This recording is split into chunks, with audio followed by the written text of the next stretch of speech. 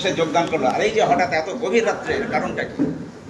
প্রথমেই সকলকে নওদা ব্লক তৃণমূল কংগ্রেসের পক্ষ থেকে অসংখ্য অসংখ্য ধন্যবাদ এবং ধন্যবাদ জানাবো এবং কৃতজ্ঞতার সাথে প্রকাশ করব দলনেত্রী মমতা ব্যানার্জির নাম, যার বদান্যতায় সারা বাংলা জুড়ে মানুষের প্রতিদিনের সামাজিক উন্নয়ন, মানুষের ভালো থাকা এবং সুখে থাকা।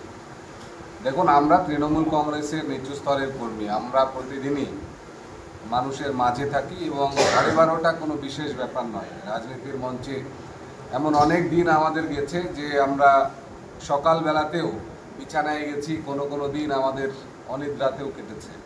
ঠিক ঘটনা হলেও চরম বাস্তব এবং সুখের মুহূর্ত। চাঁদপুর গ্রাম পঞ্চায়েত, আমরা পঞ্চায়েত ইলেকশনে নির্বাচিত হয়েছিল আমাদের দলীয় প্রতীকে, এবং পঞ্চায়েত মূলত দুজন, আরও বাকি 8 জন 11 জন কংগ্রেস চালিত হচ্ছিল, পঞ্চায়েত পরিচালিত হচ্ছিল। আজকের দিনে দাঁড়িয়ে সেই যবনিকার ইন্দ্রপতন মনে হয়েছে কোথাও গিয়ে এখানকার রেবতী হালদার, আশরাফুল মালিতা এবং আমাদের মাঝে পাপিয়া বিবি, তাদের যে আমাদের তৃণমূল কংগ্রেসে মমতা ব্যানার্জির আদর্শকে এবং অভিষেক ব্যানার্জির নেতৃত্বকে মানুষের জন্য আমরা পাশে দাঁড়াতে পারি, তাদেরকে নওদা ব্লক তথা চাঁদপুর অঞ্চল তৃণমূল কংগ্রেসের পক্ষ থেকে ধন্যবাদ এবং শুভেচ্ছা। সাথে চাইব যে আদর্শ এবং নীতি নিয়ে আমরা দল পরিচালনা করি, দলীয় নির্দেশ নিশ্চিতভাবে তাদের দ্বারা পালিত হবে এবং আমাদের পক্ষ থেকেও সমস্ত রাজনৈতিক সুবিধা নিয়ে আমরা তাদের পাশে ছায়ার মতন থাকব। এই মুহূর্তে নওদা ব্লকে 10টি গ্রাম পঞ্চায়েত, আপনাদের হাতে তো সবটাই চলে আসলো মনে হচ্ছে।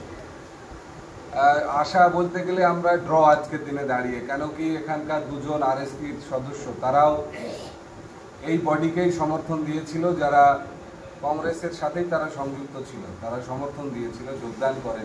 এই রেবতী হালদার, আশরাফুল এবং পাপিয়া বিবি, তাদের যোগদানের ভেতর দিয়ে আমাদের সদস্য সংখ্যা নিরঙ্কুশভাবে 10 এবং অপরদিকে কংগ্রেস 8, আরএসপি 2, এই হচ্ছে সংখ্যা। এখন আমরা তাদের সমর্থনকে তাদের কংগ্রেসের সাথে জুড়ে রেখেই বলছি যে আমরা ড্র, আগামী দিনে সময় বিচার করবে যে কাদের সমর্থন কোথায় যাবে, এবং বাকিরাও নিশ্চিতভাবে। কংগ্রেস প্রতিনিয়ত অবক্ষয়ের মুখে, কংগ্রেস থেকে প্রতিনিয়ত মানুষ বেরিয়ে আসছে, এটা সারা মুর্শিদাবাদে নয়, সারা